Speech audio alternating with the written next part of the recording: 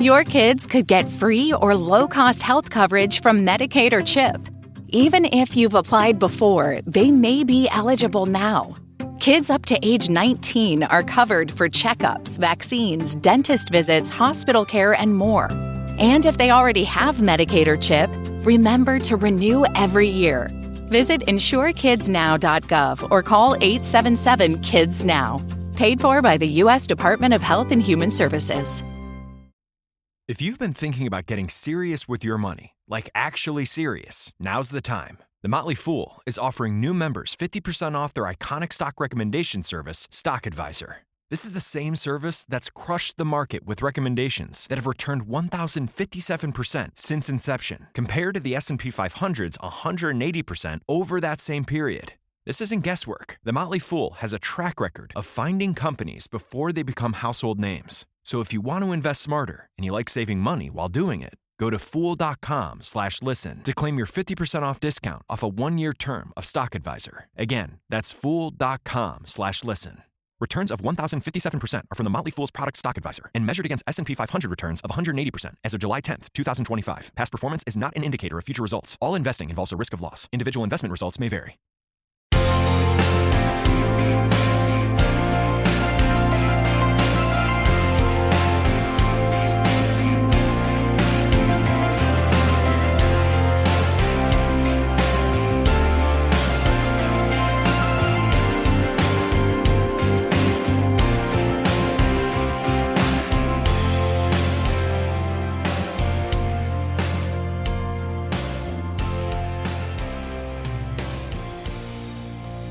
So it's really funny that we watched this movie and we didn't watch Shaun of the Dead. And I will tell you why. All right. Imagine if Shaun of the Dead was made with no budget. should be the byline of this movie. So Mike, you're joining me for the first Kulturecast. Well, not the first one, but you're joining me for your first one of November, which you helped program. Yes, sir. I wasn't invited to any of the others. Oh my fucking God. That's not true. That's not true, and you know it. I even said to you, if you want to be on all of them, you can. So these days, do you just like start up recording? You're just like, we're actually in the episode now? We're in the episode now. Okay, cool. Yeah. It did for the other ones, because I remember giving you a list like a long time ago, because I think we talked about this way back with Mike White March. And I was like, oh, zombies. And I was like, well, you should probably do those, I don't know, October. Well, here we are in November, and now you're doing zombies. Are you doing the one from Australia with the guy with the 3-barreled shotgun? You're talking Undead? Yes. The Spearing Brothers movie. Which just is like getting now a big deluxe edition. That. Yeah, I tagged you in that. I thought that was kind of funny. Yeah, that was a good movie. Ed and his dead mother, they're all fun. This movie is not fun. It's weird, and I know we're going to talk about it a lot because there is a lot to talk about with a movie that if you're listening to this episode, we've done an episode on a movie called The Revenant before. It's not this movie. It's you're talking about the French film. Right, not the Leonardo DiCaprio one, the one that everybody knows that he won the Oscar. There's a lot to talk about. So yeah, on this episode of the Kulturecast, we're talking about 2009's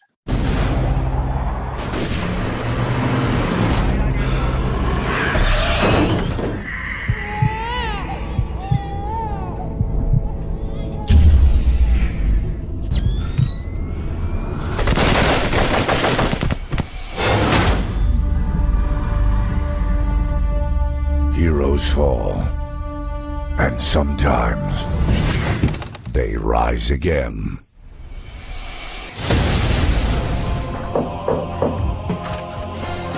It's me, Bart. You're supposed to be dead. So I get it. Get out of here! Dude, that's my rug? You're a revenant. A revenant? He will need to drink human blood. If he doesn't, his soul will be in eternal agony. I just want some blood. Okay. What type? Just give me some blood, lady, or I'll give you a bullet sandwich. I feel like I've been given a second chance. Put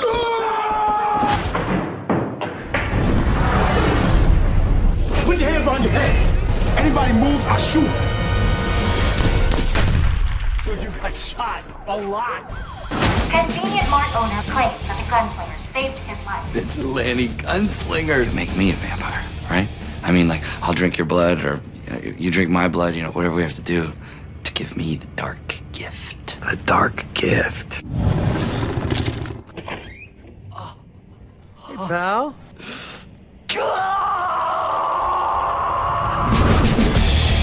We're like vampire superheroes to protect the innocent.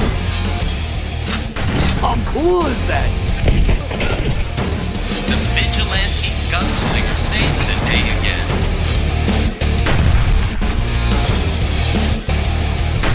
Who are the worst friends?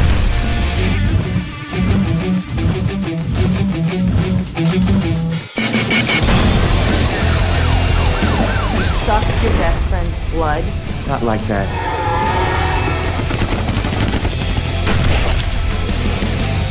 The Revenant.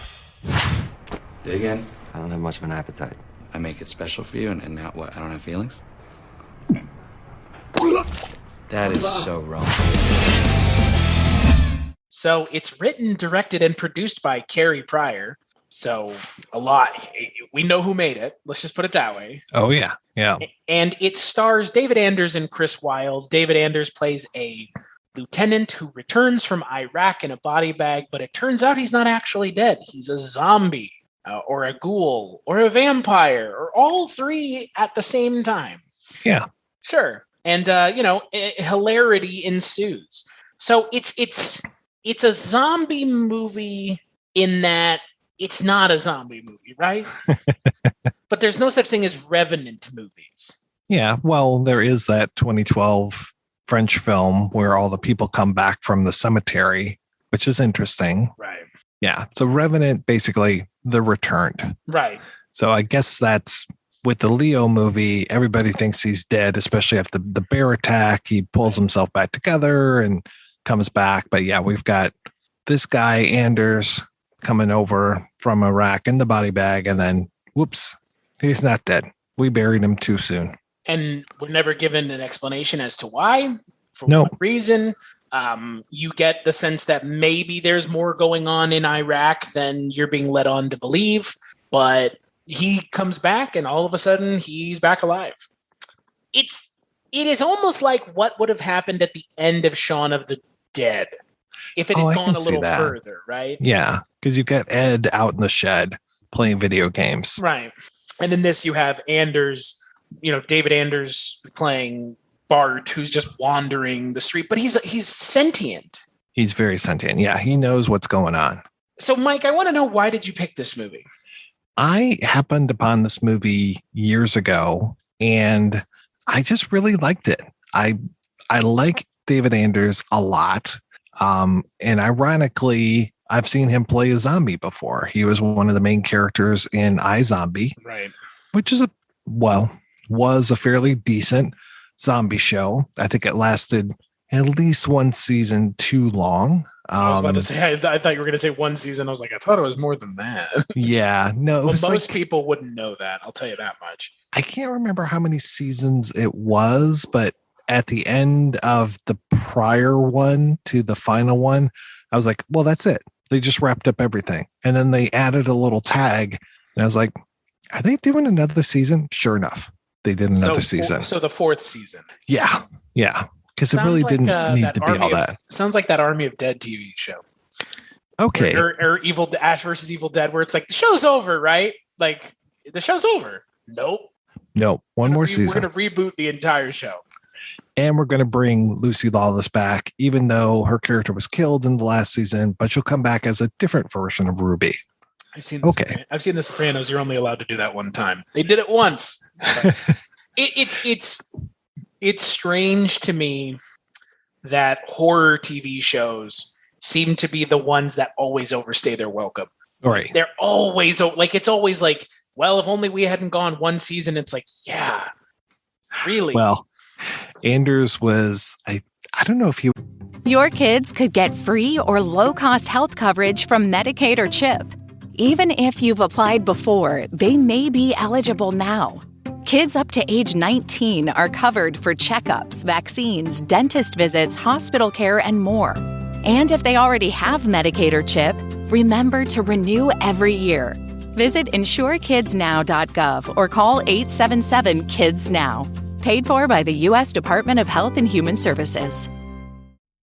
If you've been thinking about getting serious with your money, like actually serious, now's the time. The Motley Fool is offering new members 50% off their iconic stock recommendation service, Stock Advisor.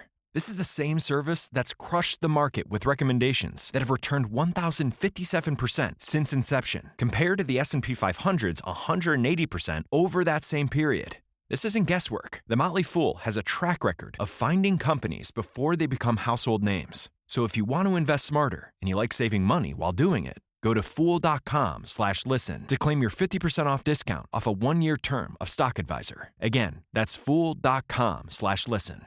Returns of 1,057% are from the Motley Fool's product Stock Advisor and measured against S&P 500 returns of 180% as of July 10th, 2025. Past performance is not an indicator of future results. All investing involves a risk of loss. Individual investment results may vary.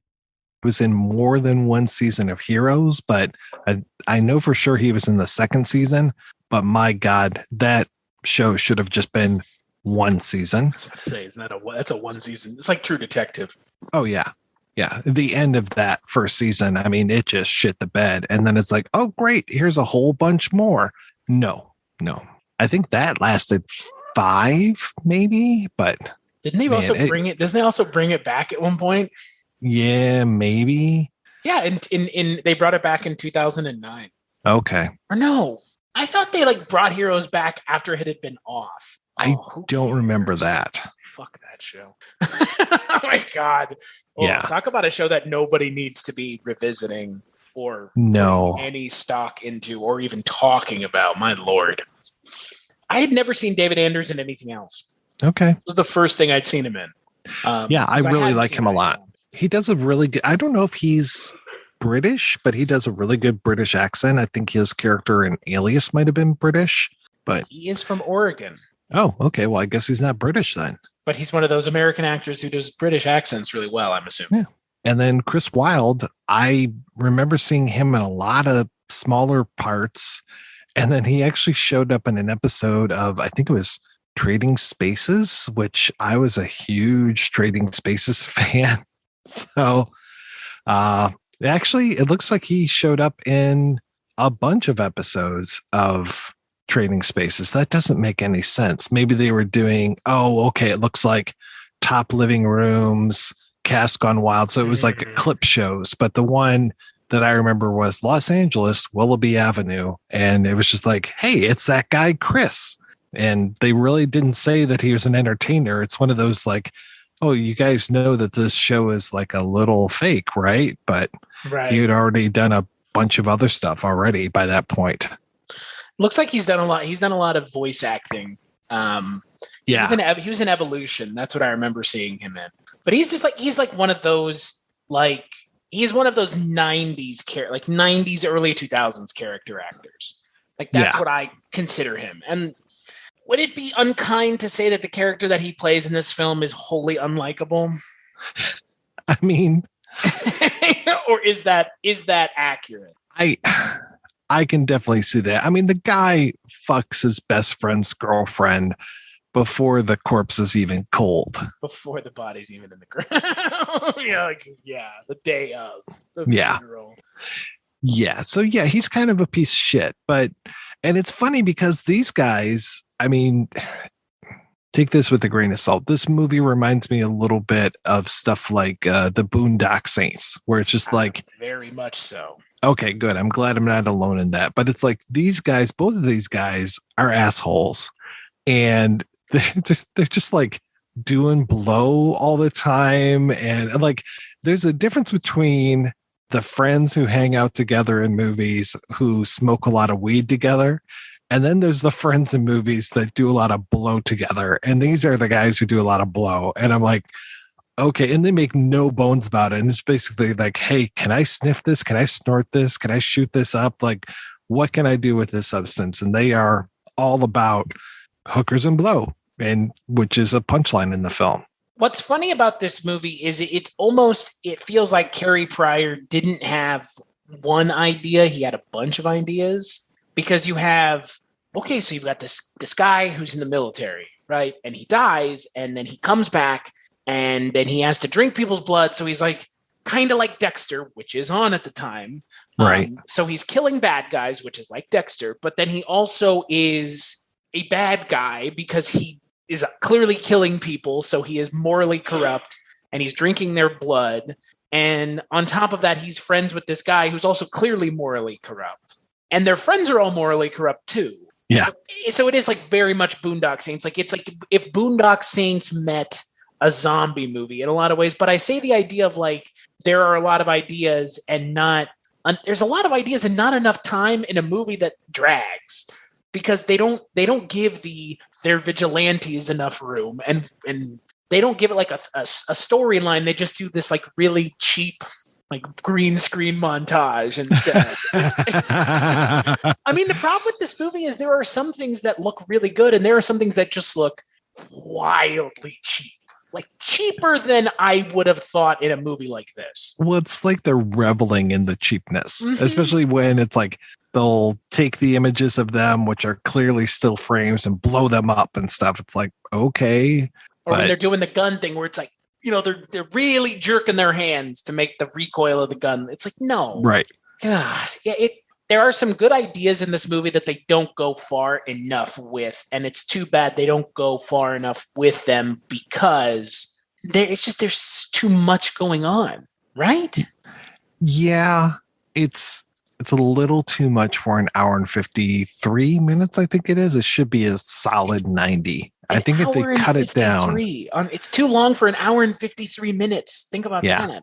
Yeah, they should have cut it down a little bit. And I'll just put it out there. The racial politics a little questionable as well. Oh my God. They're dropping N-words and F-words like nobody's business. Oh, and that, you know, the first guy they kill is like a gangbanger cholo type guy. And the second guy is a black dude. Oh, hold on. You're going to gloss over the fact that the Latino gangster just keeps going, you like Mexican pussy, man? Oh, God. Yeah. What? Look, there are some people that are like Edgar Wright that can write a well thought out scene, and there are some people that can't. You're looking at the ones that can't. The movie skates by on the charisma of the leads for enough. But sometimes when they open their mouths, you just realize Kerry Prior has no subtlety with his acting direction, and definitely with the writing, given that his name is on it as the writer. But I will tell you, Chris, that despite all of those complaints, I still like the movie. I think it's fun. I just think it's a little long. It's just it's a little long in the tooth for what it is. It is kind of, I don't know, maniac cop-esque. I mean, it's kind of like a lot of different things. And I think that also hurts the movie because the tone of the movie is all over the place. Mm-hmm. You have some pretty gross moments. Like, this is the thing. Like, this movie is supposedly funny, and I didn't find it funny because they're like the things that are meant to be funny are kind of like disturbing. Like when he's just like puking in the bowl of food, it's supposed to be funny, and it's like, this is just disgusting. Yeah. Yeah. Right? Yeah, they don't really explain where all that puke comes from and like why it only seems to happen certain times, because he'll take a big old slug of whiskey sometimes. It's like, I don't think human food should be able to be in your stomach. Like that should be a complaint. Like I cannot eat anything or drink anything other than blood, which I think has come up in a movie before. And I'm trying to remember what the hell it was. It's not Daybreakers, is it? Maybe, but is it Near Dark? Maybe. Not sure. What I'm trying to figure out about this movie is, did Kerry Prior make this movie trying to be like, this is the story of like what happens with the first zombie that gets made? Like, I can't figure any of this out with this movie because the way the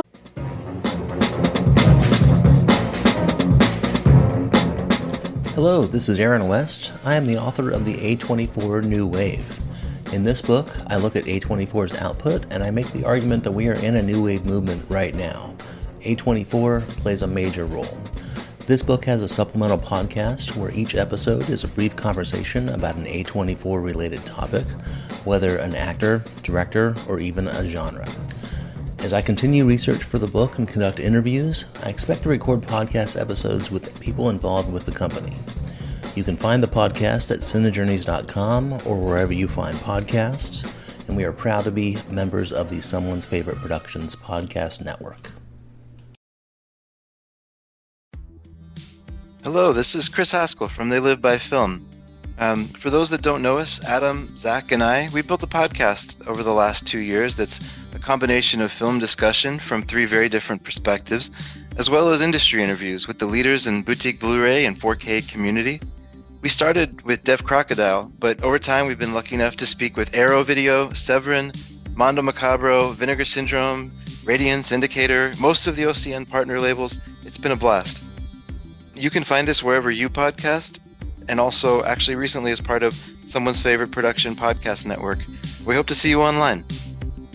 The movie ends is so weird. Like, It takes a weird turn, right? It just is a strange turn. Yeah. It takes a turn that I'm not going to say is unwelcome, but it feels like another movie.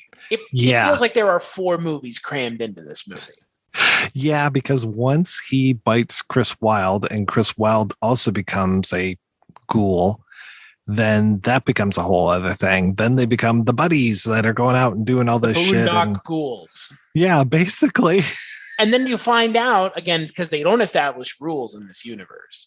I guess being bitten by him makes you into a ghoul, which then you find out later the Mexican pussy gangster is still alive because he also got bitten by our lead, and his body was thrown into the dam and he didn't sink all the way, so he's still alive too, and he comes back for his revenge. Well, I would think that all of the people that he bit are alive in that dam. Right? Yeah. And I do like how the Mexican gangster has his eyelids had been chewed off by fish. Right. So he just looks so fucked up.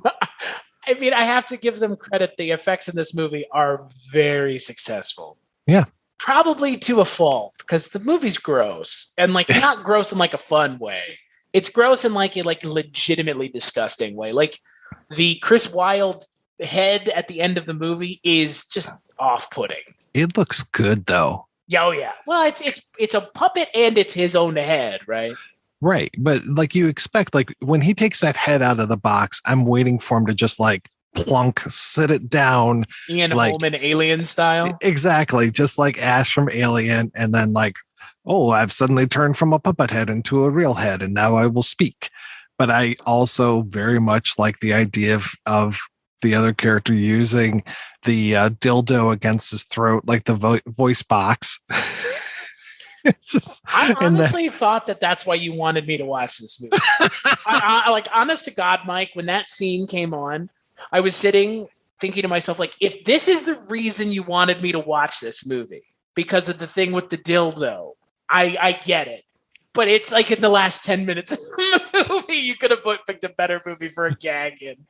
Because it's funny. I mean, he puts the dildo and yeah, he talks to the dildo, which is funny, but hour and a half into this fucking almost 2-hour movie. I cannot believe this movie's 3 hours shy of 2 hours or 3 minutes shy of 2 hours. It's a little much. Yeah. Yeah. Well, it's funny. There's a review on IMDb where they're talking about there seems to be 2 different cuts of the movie. And I'm like, oh, okay. So it's like, I wonder if there is a shorter version of this film. Maybe that would work better, but yeah, not, yeah. Like I said, I still enjoy this despite because I've seen this movie probably 3 or 4 times now. And obviously I liked it enough to recommend it. And that's the thing. I don't think that I honestly would suggest this movie to people. I would suggest this as like so you've seen Shaun of the Dead. Here's something else you might like. Right. But I wouldn't suggest this over other kind of tenets of the zombie franchise. Because as much as I like other Edgar Wright movies that aren't Shaun of the Dead is still a great zombie movie. What other movies from Mr. Wright do you like other than Shaun of the Dead? Hot Fuzz and The World's End. Okay. That's it. I like one of those. Yeah, but have you seen The World's End recently? No. That's why you don't like it. Yeah, I mean, I really disliked that the first time I saw it. Same here. I saw it the opening weekend. I hated it and rewatched it plenty of times since. And I can tell you, for me personally, I think it's a better made movie. I think it's a better acted movie, and I think it's a more interesting movie with much more interesting things to say. But it's also a movie that needs some time, some distance from it, and also have to recalibrate your expectations because it's not Hot Fuzz and it's not Shaun of the Dead. And I think it suffers from being the third movie from the guy who made undoubtedly one of the better zombie movies ever made and one of the best movies ever made. I mean, Hot Fuzz is amazing, right? Oh, fuck yeah. Yeah, I mean, Hot Fuzz is a great action movie, and it is a great send-up of action movies. It's also a great tribute to action movies. Yeah. Similarly to Shaun of the Dead. If I had a third Wright film, it would be that documentary about Sparks that he did. Not Baby Driver? Not Baby Driver, no. Not a fan of that movie. Kind of hate everybody in that movie. The characters, not necessarily the actors. Well, some of the actors deserve I thought I had a good start, and I thought I had some good ideas, but man, it didn't happen. It didn't pull together. It has a good hook. Mm-hmm. I just don't think it's much more than the hook. Yeah. No, and this, we talk about Edgar Wright with this movie because this movie feels very Edgar Wright. Like the premise does, right? Yeah. There's also a movie called Deadheads that was actually done by a couple guys here in Michigan that is kind of a zombie road movie type of thing that also, that one came out in 2011. And I think I like that one maybe a little bit more. It's a little bit more put together. So I wonder if I should have recommended that one instead. I mean, I'm not going to take points off of this movie's mental score in my head because it looks cheap. Because I've seen movies that look much cheaper than this with much more higher profile people. The people that are involved in this movie, David Anders and Chris Wylde aren't moving the needle in the industry right now. It's not like we're watching, the Dahmer movie that had Jeremy Renner in it. That's right. It's not like that where it's like, this is something that you need to see. Like, this is something for people that are into horror movies and zombie movies. Yeah, right. But some people are going to watch this and be like, this movie is a piece of shit. Like, and I wouldn't blame them because there are parts of this movie that I was like, man, this is real cheap. Like, this is, it feels like genuinely there feel like parts of this movie that were added in to pad out the runtime. Like, there are like some of those scenes that we're talking about where it's just like them shooting at people add nothing. They actually detract from the movie. Because I'm sitting there thinking, like, can we get back to the story, which is actually like rather compelling. Mm-hmm. I just don't understand what Kerry Prior was trying to say with the characters. Because, like I mentioned at the top of this episode, neither one of them are really worth rooting for. Right. Like at all. We didn't really talk about that end. That whole idea. Oh my God, the end is just so fucking insane. Yeah. It's almost worth it. Like, the end of the movie sets up a movie that is probably better than this one in a lot of ways. Like, I think it's a much more interesting premise. It's a premise that I think a lot of us have always wanted to see. Well, it is, but they don't. I mean, it's the U.S. military, right? So, the end of the movie, we suddenly cut to a facility where there's a scientist who is explaining things to a group of folks that are with him. I think maybe like donors, those kind of private sector folks is what I put it as. And going through each of these zombies that are in cases, and a lot of them are really messed up. I mean, they were all messed up. Was one of them the guy's girlfriend? It kind of looked like it. That's what I thought. The one that's whose head was separated from its body. I was like, yeah, because if that was the case, that's really fucked up. Like, that's real messed up, guys. Like, come on. And so they're going through each of these zombies, and then they finally get to our main zombie character, and he tries to salute, but he doesn't have an arm. And they're like, "Oh, you're former military. Okay, well, this will make it easier for you." and they're going to drop zombies onto basically wherever, but most likely Iraq, because that's where the movie starts, and fight a war with zombies. But it really isn't going to work, because if they bite all these people, they'll all come back as zombies, and then you'll have a whole bunch of Iraqi zombies. Yeah, they drop them on the Iran-Iraq border to go. Right. Yeah, it like I said, it's a premise that I've always wanted to see, but it's also a premise that doesn't make any sense. Right. Then you just have a ton of zombies. I mean, if they drop like werewolves on them, then that'd be something. Or you know what? Or velociraptors. I mean, that was the thing about Jurassic. I mean, that was, that when you were saying like they're giving them a tour, like that's what it reminded me of, is that scene in Jurassic World where you have like all these like random like stooges walking around in the lab, like looking at the dinosaurs. Like that's what it reminded me of. And it's like, but in this movie, it makes no sense because it comes out of fucking nowhere. Yeah. Yeah. You have him trying to kill himself a bunch of times, Groundhog Day-esque. He jumps in front of a train. He tries to blow his brains out. And then he just dies after a really weird. What was that scene on the train? Him attacking out of the train station, getting shot. Like, what is this movie? Yeah. I couldn't. And again, almost all Latin people in that train. Right, and it was like, was it trying to upend our expectations of zombie movies? Like they see the guy, the singular zombie comes out, and so they expect that a flood of zombies are going to follow him, and it's just scared people. Right, and they just lay waste to everyone. Like innocent civilians. What the fuck is I can't figure out what this movie is trying to say, because it feels like it has something to say. There's some just very distinct choices, like when it shows him like in the back of the car eating the guy, like it slow-mos all of a sudden. Right. It's like really dark, and I'm just thinking to myself, is this like a stylistic choice, or is there you trying to say more? I don't know. It's indie movies are weird in this way because they're the people who make them, sometimes they're filmmakers, sometimes they're not. And that's kind of what makes independent film so amazing, is because if you have people that aren't classically trained filmmakers, you just get some really weird stuff. Nobody's going to put a vibrating dildo up to someone's throat in a fucking Disney movie. Even in a Fox movie anymore, they're not going to do that, okay? It's not going to happen. I mean, it makes sense that the effects look good, because I think that's where the writer-director is from more of a SFX background. I think so, yeah.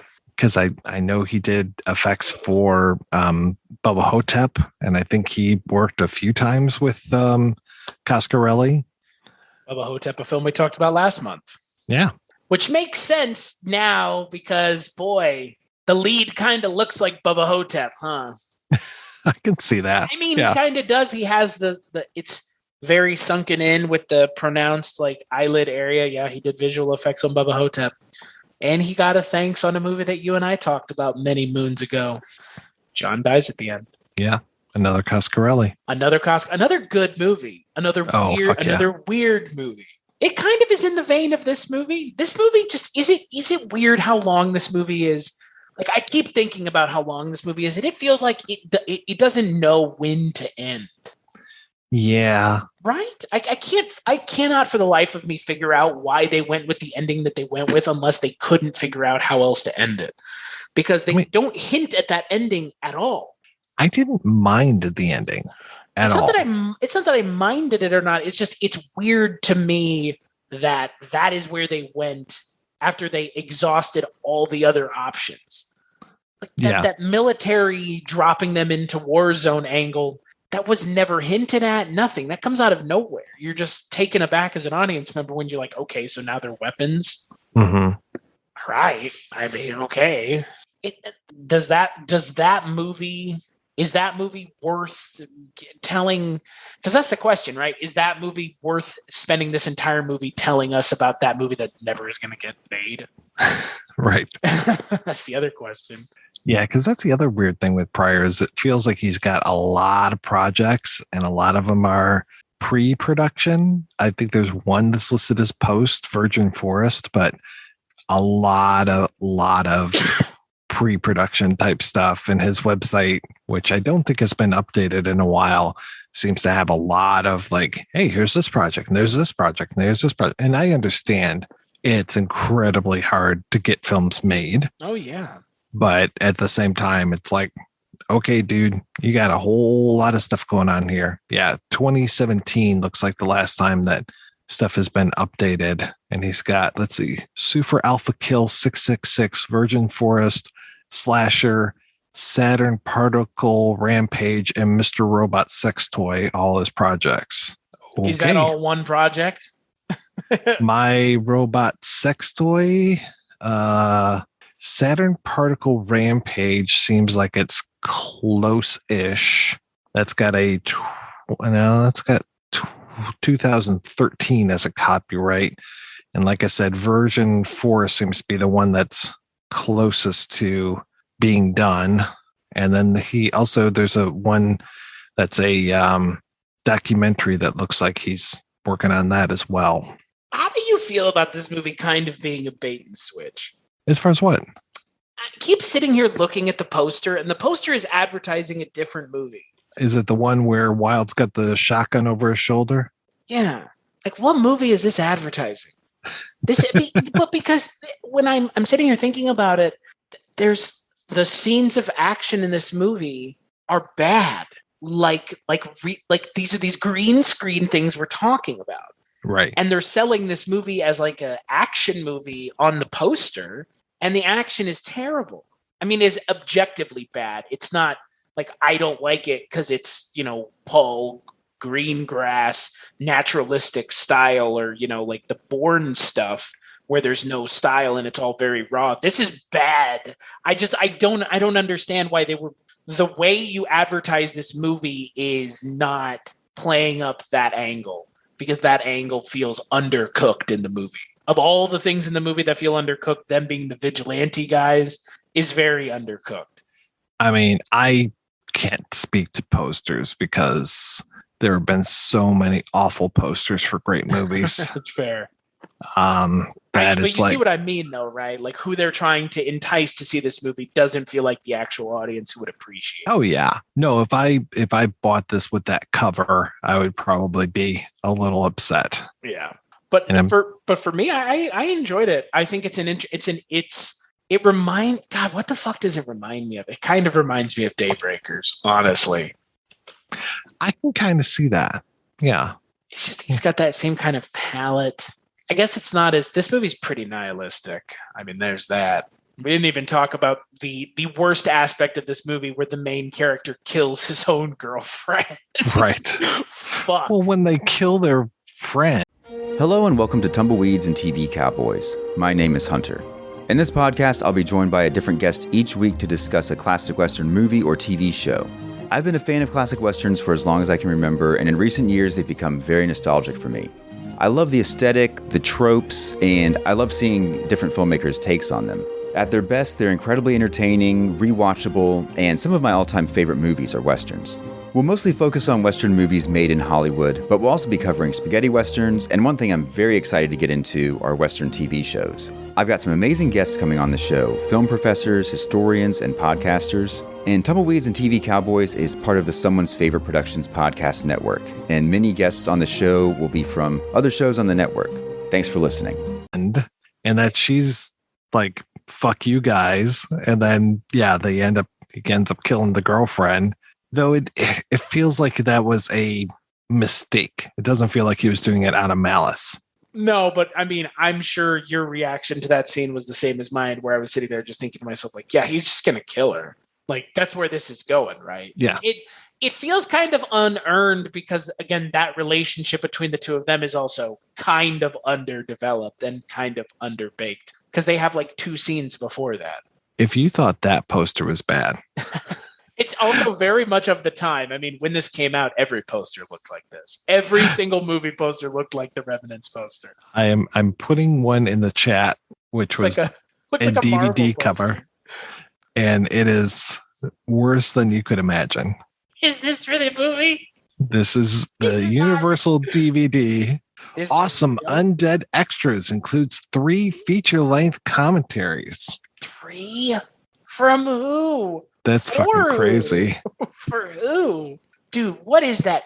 That is one of the worst box arts I've ever seen. Right? So for the people listening at home, it's Anders' face, the undead face. Is he wearing goggles? He has, well, no, because remember in the movie, he's like, I wear sunglasses. Oh, so the sunglasses are on top of his head. Yeah. And then there are two photoshopped hands holding guns in front of his face. Like he is shooting these guns. And his face looks like one of the like faces, those wooden carved faces of the children from that 1999 Haunting movie. It's just so, oh my fucking God. Well, the poster that's on Wikipedia for this movie looks like the Iron Man 3 poster. So that's what it looks like. It looks like a Marvel poster. And it's like, that's not what this movie is. Because this movie really is going to appeal more to people who do like things like Shaun of the Dead. Mm-hmm. But the question I have for you is kind of something we talked about last month. Is this a horror comedy or is this a comedy horror? I would say this is more of a comedy horror film. At least that's my opinion, man. Yeah. Is Evil Dead comedy horror comedy for you? Evil Dead 1? Mm-hmm. Oh, Evil Dead 1 is pure horror for me. There are a few funny things in there. Like, well, I'm a man and you're a woman, at least last time I checked. But there's not that movie still is genuinely scary to me. That's fair. Yeah. Okay, the second one. Second one, comedy horror. And the third one? Horror comedy. Sorry, comedy horror. Okay. I was trying to get a baseline of where your definition is. Because it's interesting to me. I would agree that this is comedy horror because the horror aspect of this movie almost doesn't matter. It's almost always played for laughs too. Constantly. There's nothing scary about this movie. There's some sick shit in this movie. Like the thing with the dildo is pretty fucked up. The dude just puking blood into the bowl is pretty gnarly. Like some of the, like you said, the Mexican or the Latino gangster with the fucking eyeballs that are like squished on his head. Those are pretty good, but it's not scary. It's gross. Exactly. I would say comedy. I can't imagine 3 commentaries for this movie. To say what is. I'm still just okay. And unfortunately, DVD Beaver did not do a review of this disc, surprisingly enough. So I don't know what those commentaries are. So, okay. So let's fantasy book what those commentaries are. Okay. Is the commentary, okay, because the worst option is it's a commentary for each of the main people separately. That's really bad. Yeah, I hate when they do that. Get at least the 2 leads together. I would assume it's probably Kerry Prior, 1 commentary. Yeah. The 2 leads. And then the third one's probably just Ben Affleck talking about Armageddon. If you don't know what that's in reference to, pick yourself up a copy of Armageddon and go listen to the commentary because it is a true, oh my God. There are few things better than listening to Ben Affleck complain about a movie he made millions of dollars on while watching the movie. Just say Magnificent. Oh, feature length. Now, let me make sure that this is the right. Okay, here's the DVD. Boy, they've got a lot of different versions of this out on Amazon. Here's one version that I found where they are saying that it is the effects team is one of the commentaries. So there we go. Oh, isn't that just the director? That's true. That's just the guy who made the movie. Let's see. Okay. Special features. Deleted scenes, 12 minutes. Holy shit. Jeez. Making the Revenant, 13 minutes. Feature-length commentary with David Anders, Chris Wylde, Louise Griffiths, J.C. King. Feature-length comedy with Kerry Prior. Wait. Pause. The 2 female actresses are in the commentary. They're in the movie for 5 minutes. Yeah. Okay. And feature-length commentary with the visual effects team. And if you're asking yourself, did I order this? The question is now add to cart. The actual question that I have is, please tell me that it is no more than $15. Oh, $6.07. Oh, thank Jesus. Yeah. Again, it's not that it's a bad movie, but the only way you're going to be able to watch it is if you buy it. Yeah, it is tough to find. It's not streaming anywhere. And that's not good, because we shouldn't have no streaming options, which is bad. If something is only streaming, that is also equally bad. Yeah. So, because I know people will get on me for saying that, it's not streaming anywhere is bad. It is bad because people can't see it. There are plenty of people, not you or I, but there are plenty of people that do not consider or haven't considered owning physical media in years. Exactly. Yeah. No, yeah. If it's not streaming, I mean, I don't even think cable counts. I mean, it is literally, it's not streaming, period. End of sentence. Yeah. And you know what I was most surprised by? That it's not on Tubi. It would be a perfect Tubi movie. Right? I mean, holy shit. What was it, last month? Yeah, Giallo month, we had at least 2 or 3 movies that were on Tubi. Okay. Was it A Bay of Blood? No, it was Twitch of the Death Nerve. No, those are the same movie. It's tough with those titles, isn't it? There was some movie there were 2 or 3 movies that were on Tubi. Tubi's not bad. Tubi has more subscribers than any platform, I believe. Yeah. Well, because it's free. It's all ad-based. And is it backed by it's backed by the big studios, right? I think so. I mean, when I got home, Andrea was watching Tubi. She was watching Midsummer Murders, and we watch 25 Words or Less on there. And I'm genuinely surprised that this movie's not on there, because that DVD cover that you showed me has a lovely little Universal logo in the bottom right. So they distributed the movie too, on top of everything else. Yeah. So. Yeah, which is, from what I imagine that this probably played really well at festivals in the midnight slots. It played well at TIFF, that's for sure. Really? Yeah, TIFF is TIFF. Was it TIFF? Was it TIFF or Toronto Overnight? Where it was like, this is... Hello, my name is Kevin Tudor, and I'm one of the 3 hosts of Almost Major, a film podcast dissecting many major indie studios and the films they release. Every week, myself, Charlie Nash, and Bryden Doyle discuss overlooked, forgotten, or bona fide classic indie films via studio-specific miniseries. We've previously covered numerous films from Artisan Entertainment, Lionsgate Films, and New Line Cinema. Titles including The Blair Witch Project, American Psycho, Dogville, But I'm a Cheerleader, Saw, Requiem for a Dream, and Ringmaster, the Jerry Springer film.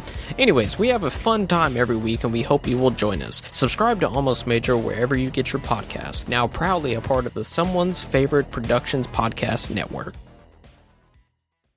It's one of the 10. What the hell was it? Toronto After Dark's listed in 10 movies to see before you die. Okay, I can see that. Yeah, Toronto After Dark Festival. That does make sense. Yeah, that tracks. Stuff like that. So not TIFF, but this could play TIFF, like late night at TIFF. Like this. Yeah. It has enough. Yeah, I don't know. It's not directed by Mike, so it probably wouldn't play TIFF. Oh wow! All this movie's lacking. Sorry, Colin. I love you, but a little. It's too much with the Mike. Thank you. I think. All this movie really needed was like one big name, and it probably would have been a little bit more known. It's like lacking. It's Billy Connolly or Willem Dafoe. Fucking Fido. Are you claiming? Are you trying to equate this to Fido? No. I know that Connolly's in Boondock Saints, so but he's also in Fido. He is in Fido, which I tried to watch, and I think I might have made it through there. I was kind of surprised you didn't pick that for zombie movies, but now knowing that you weren't able to get through it, I get it now, because it popped up a couple times and I was looking for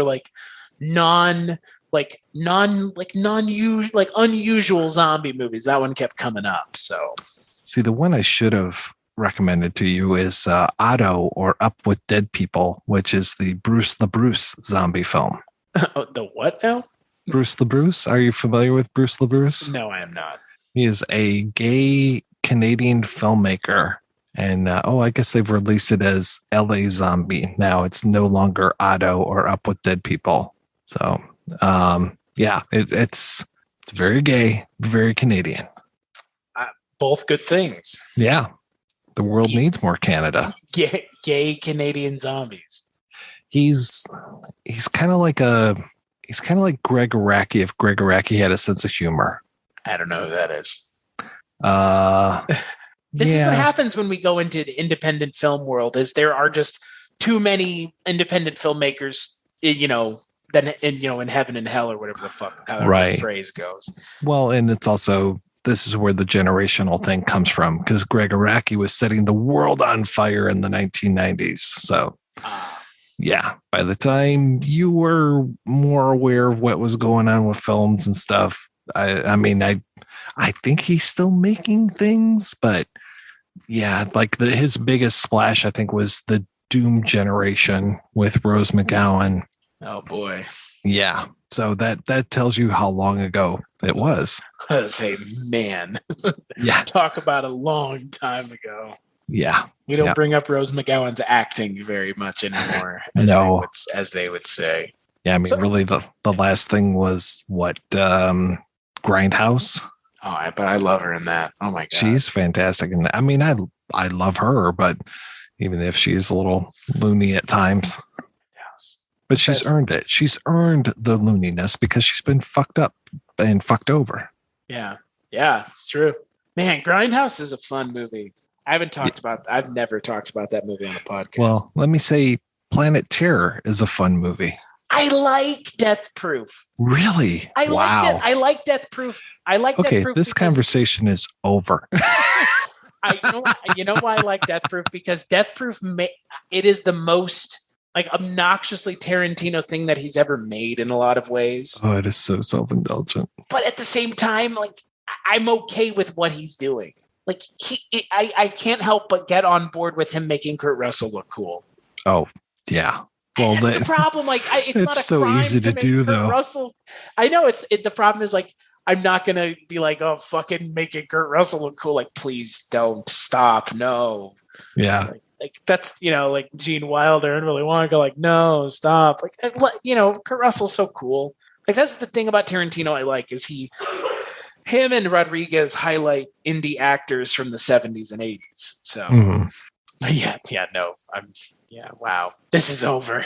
Planet Terror. Planet Terror is pretty shitty at the end, though.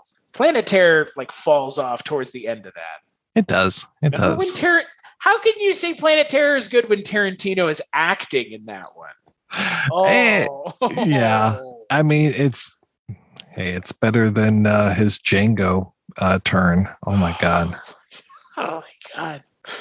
Every time I think I've thought of all the stuff that Tarantino has done, I forget that he plays an Australian slaver in Django. It's so bad. God, I mean, here's the thing. If you're going to be in a movie like Little Nicky where you are playing a blind pastor, that's funny. But that's a funny movie. I mean, it's not like some people think it's stupid, but it's a comedy. Yeah. Tarantino doesn't make funny movies. So why is your terrible acting stinking up your own movie? It doesn't make a lot of sense, man. God. Yeah, I like this movie though. I'm glad you introduced me to it. But I wanted to ask you though, Mike, what is your favorite zombie movie? Oh boy, my favorite zombie movie. Because if I ask Father Malone, we both know what his answer is. Probably what? Dawn of the Dead? Yeah. I think that's his favorite movie. If I'm wrong, he'll roast me, but I think I might be right. Well, you've never seen Dawn of the Dead, Chris, so now we're roasting him. Turn that frown upside down. I haven't seen, what's funny? I will tell you, I have not seen Dawn of the Dead post podcast. So since I started the show in 2014, I have not seen Dawn of the Dead. So I might as well have never seen it. I mean, Dead Alive is up there for me. That's such a good pick. That's just such a good movie. And Peter Jackson. It's a Peter Jackson movie too. Yeah. Oh my God. I mean, but then I guess you could consider Night of the Comet to be a zombie movie. Maybe even a Mega Man could be considered a zombie movie. Night of the Comet. God. Dead Alive is a zombie movie. Yeah. I just kind of always consider it body horror. I kind of forget it pretty much is a zombie movie. Just like Dead. I mean, I guess Evil Dead is technically a zombie movie. Right. I mean, if Evil Dead is a zombie movie, then that's my favorite zombie movie. But I don't think that's the thing. Like, is Dead Alive a zombie movie? I mean, that really feels like a zombie movie to me. More so than Evil Dead does. Yeah, and it's got like the whole Sumatran rat monkey that introduces the stuff. And is it the vehicle through which people become zombies that dictates whether or not it's a zombie movie or not? Because like Evil Dead, it's because there's, I was to say fucking Cenobites, Deadites, yeah. Deadites, because it's the book, right. And the Sumatran rat is that's 28 Days Later. Right. Oh man, that's a tough one. I mean, because really, I guess the Omega Man, they're more like vampires because they can't come out during the day. Yeah, they're their own thing, right? Yeah. You know what it has to be? It has to be that last Zack Snyder film with. I was about to say this is not a serious answer. He's stalling. You know, I mean, of all the zombie films I've seen, I probably have seen Shaun of the Dead the most. I've seen Shaun of the Dead the most but if you're that for sure, of all the zombie movies I've seen that one the most. I mean, I really love Return of the Living Dead. Man, I've seen Shaun of the Dead the most. Well, no. Yeah, no, you're right. You know what might be my favorite one? And this is a little outside, but I really like it. And I've seen this movie a few times and it just really gets me every single time. It would be Train to Busan. I've never seen it. I really like that one. I think, you said Return of the Living Dead, which is my answer. And Father Malone, that might be, he might have a hard time between that and Dawn of the Dead. Because, man, Return of the Living Dead, I watched it last week. It's just so good. It works, right? I mean, we're talking about Barney Miller with Don Calfa. I mean, he's so good in that movie. Oh, I mean, my God. When those half dogs came alive, when I was a kid watching that, I was freaking the fuck out. I have a pin on my backpack that I used to take when I would host trivia, and it's an enamel pin of the half dog. Nice. Yeah. It's, you have Clu Gallagher, and then you have like a ton of just like character actors. And Clu Gallagher is just absolutely fucking nuts in that movie. Right. It's Clu Gallagher, and who's the other actor? Because it's like these two older. Oh, what's the other actor's name? Because Clu Gallagher is the guy who owns the place, right? And you're talking about the guy who actually gets gassed, right? And who's dead? James Cameron.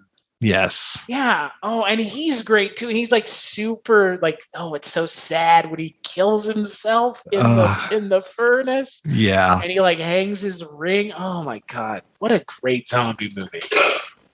But it is also, it's also a zombie movie that exists because of Dawn of the Dead. So yeah. Or Night of the Living Dead. I mean, Night of the Living Dead is still really fucking solid. Even the remake of it is pretty good. The one with Tony Todd's not bad. I haven't seen. I should. What's the other thing? The super duper meta thing. Zombieland. Zombieland. No, what's the thing? Mimesis. Oh, okay. Yeah. Return of the Night of the Living Dead. Right. Right. Yeah. Oh my God. Zombie. I forgot. Remember they made a sequel to Zombieland? You remember that? Oh, I watched that piece of shit. Did that come out pre or post pandemic? I think it came out during pandemic because it was supposed to come out. We're not post pandemic. So it came out post 2020. I think it came out while the pandemic was happening. Like it was supposed to come out theatrically, and then it got delayed, and then they ended up releasing it like VOD, etc.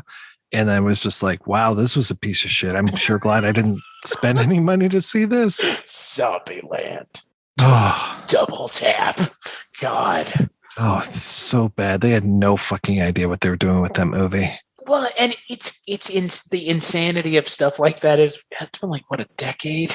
Guys, at some point we have to just go, Zombieland needs to be gone and Mhm. done, and we're just moving on, and the world doesn't need Zombieland. Yeah, that was really such a thing as far as like, hey guys, you release the sequel the next year, not this many years later. Yeah, like it was like Anchorman. Anything else? Right. Like, I don't need to see everybody looking sad and old a decade later. Yeah. Like it's because the Will Ferrell shtick is now like old. Are you talking about are you talking about Indiana Jones? Just how sad and old? I was talking to Cullen today, and him and I were talking, and he didn't realize that Indiana Jones 5 was actually happening. And when I reminded him, it saddened me to have to let someone know that yes, this is happening. And I relayed it to him by telling him the thing about, I'm sure you saw the shot of like a stuntman wearing a silicone Indiana Jones mask. No, I hadn't seen that one. Oh God. There's like a picture of a stuntman wearing one of those, like, you've seen them, like they have like a Putin and a Trump one. Right. It's like those super realistic silicone masks. Someone wearing a Harrison Ford one driving a motorcycle. And it is just talking about zombies and things that need to die. Mm-hmm. God, just as much as something like The Revenant looked shitty in parts, at least it was an original idea, and at least it wasn't a franchise, and at least it wasn't owned by Disney and doesn't look heavily polished. I mean, there's something to be said for that. Because like the zombie movies that are coming out now are not necessarily, you've already mentioned it, things that I want to watch. I'm not going to watch Army of the Dead. I'm just not going to do it. I'm just not going to do it.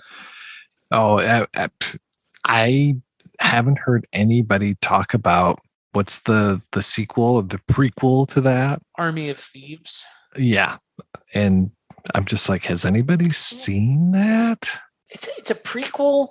It's a prequel to a zombie movie that doesn't have zombie. Yeah. There's better things to watch on Netflix, like the 9th season of The Great British Bake Off, which I know you are totally enthralled by as well. Heavily invested, yes. I am heavily invested. If Jurgen doesn't win... Oh, I really wish it was riot. Giuseppe, though. I like Giuseppe so much. I mean, either one of them, right? Yeah. It has to be the two of them and someone else. But if the two of them don't make it to the finals, I will be shocked. Well, legitimately shocked. I heard that Matt Smith might be leaving. Really? Yeah. I would be very happy if that happened. Why? I don't like Matt Smith. Is it Matt Lucas? Matt Lucas. If it was Matt Smith. I don't like Matt Smith either. Fuck that guy. Okay. Matt Smith is good looking and he's a good doctor.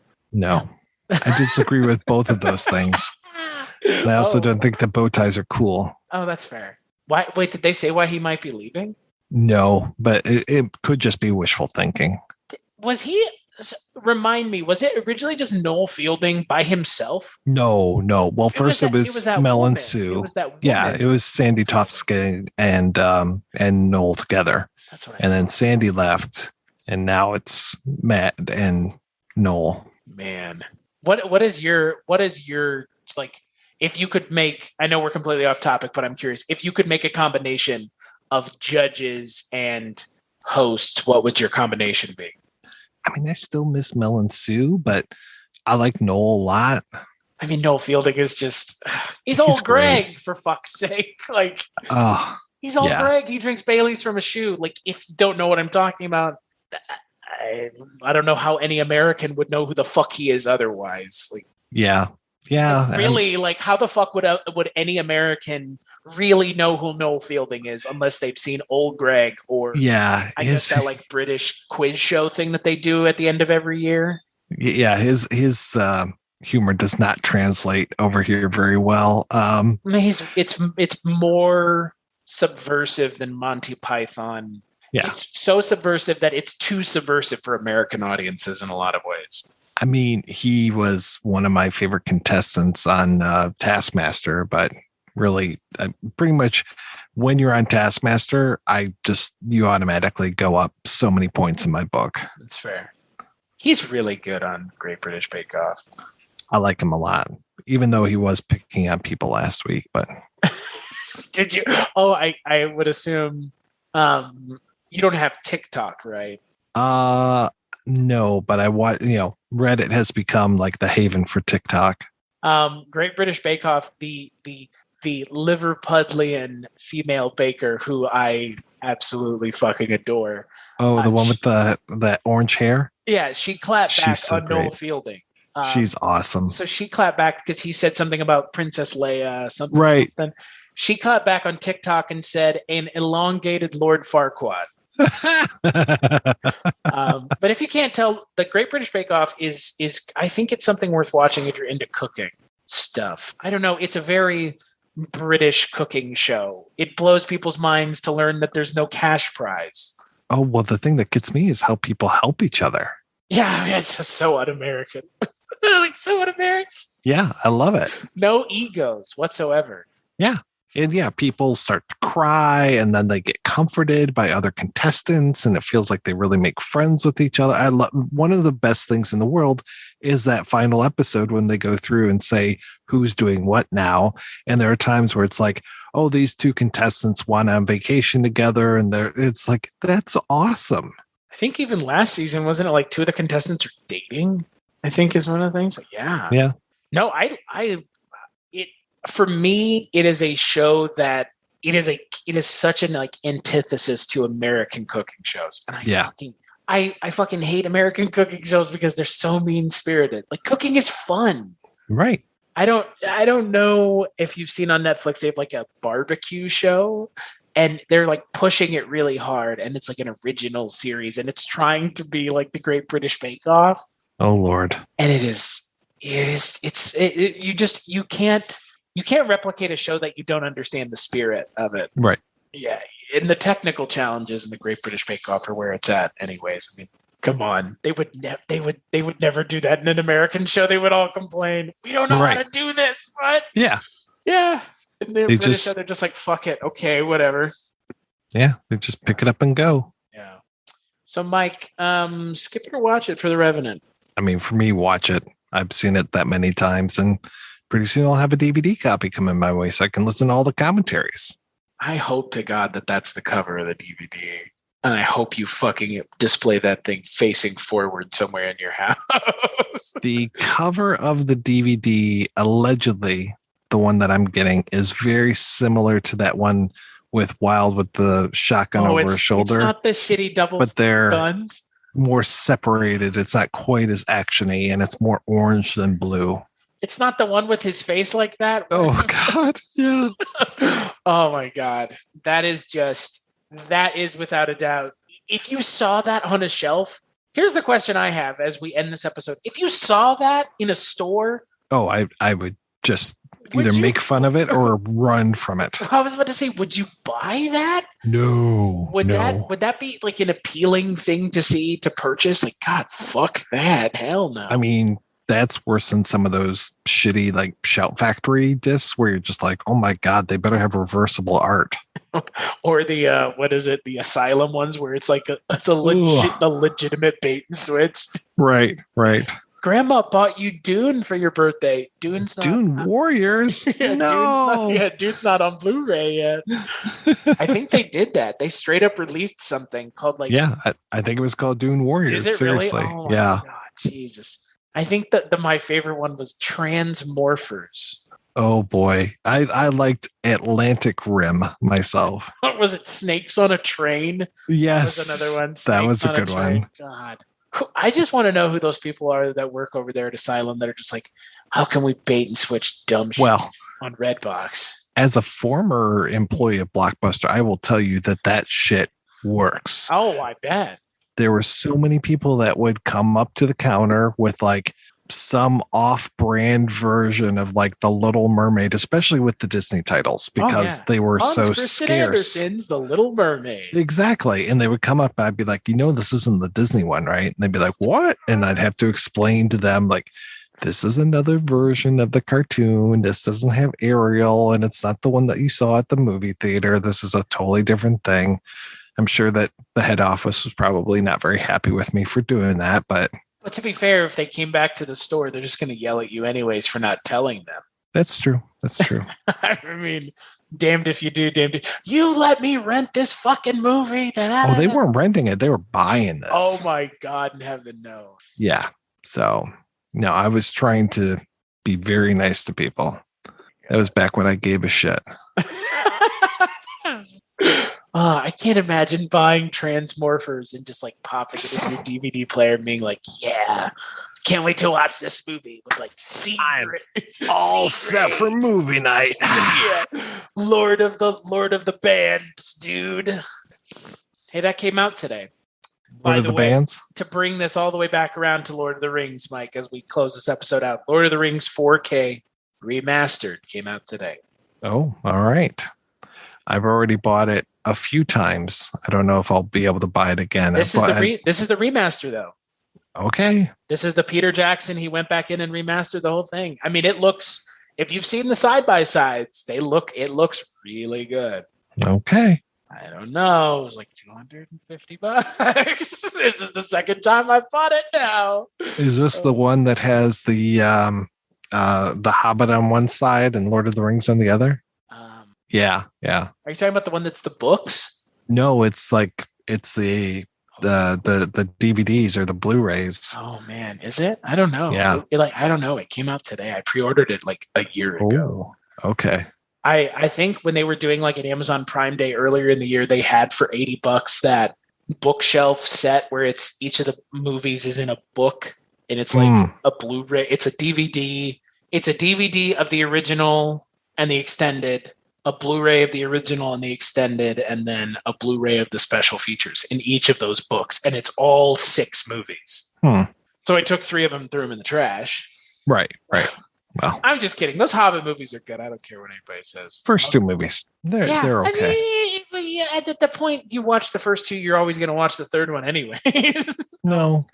Okay, you fast forward to the end where you see it's like, they're all in the Hobbit hole and they're happy. And I drove someone absolutely nuts because I was on Letterboxd and I watched the first 2 Lord of the Rings movies like in January of, 2019. And somebody wrote to me in September and they're like, are you ever going to watch Return of the King? It's like, no, I'm okay. I mean, I like Return of the King, but, at the same time, I don't want to cry again. Yeah, so, right. I can only cry so many times. Exactly. Good. Go off to those, those other lands. Yeah. So. And plus, when I watch Return of the King, I just want to sit down and watch The Hobbit, and I don't have that kind of time right now. No. Yeah. So, Mike, on that note, let's take a break and we'll play a preview for the second to last episode of Zombie Movie Month.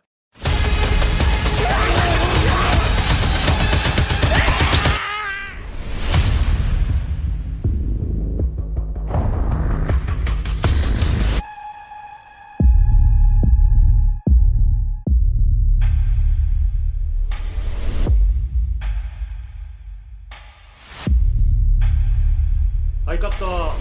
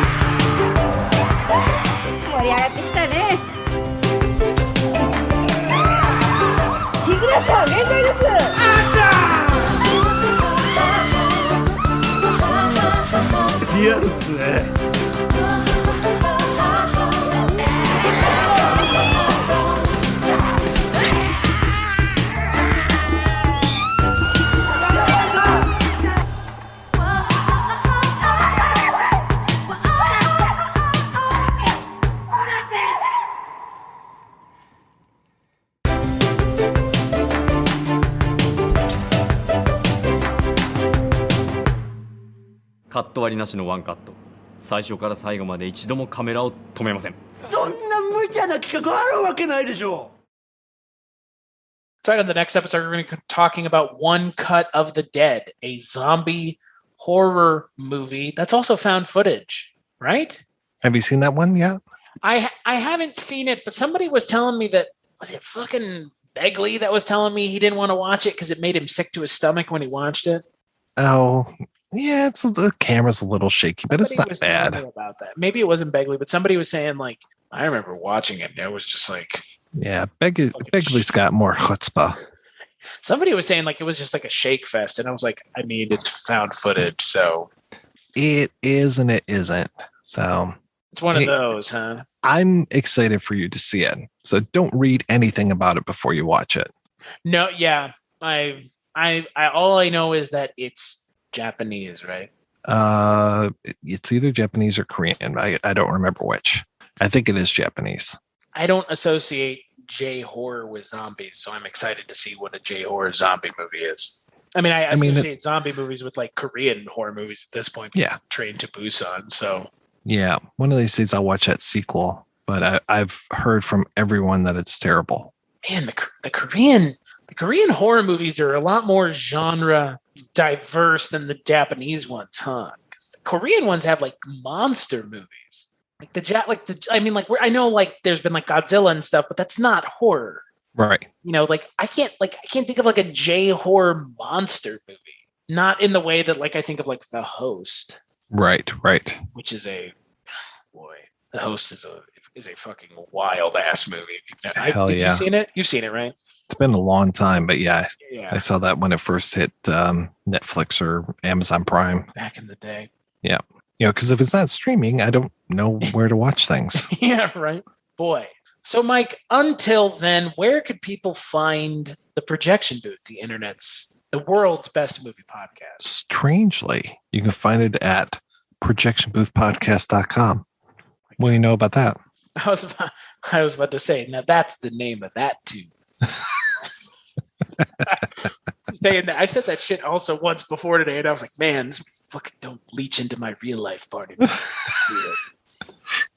You're a fucking Beretta. I love it. Oh my God. That's just like such a cool, like, gotcha. Yeah. Yeah. Hey, at the Projection Booth, have you ever talked about Rankin and Bass? Is that still a thing? You still do that? Chris, that's another show that we do called Rankin on Bass. Lord. That we'll be recording tomorrow night, talking about Mouse on the Mayflower. I know, my Lord. Yeah. It's been a year since we started that show, too. It has, yeah. Started with Christmas shows, and now we're talking about a Thanksgiving show. Time is a flat circle, man. It goes around. God. So, but hey, you know what? If we didn't have podcasting, what would we be doing with all of our spare time? Yeah. Hookers and blow. Yeah. Something productive.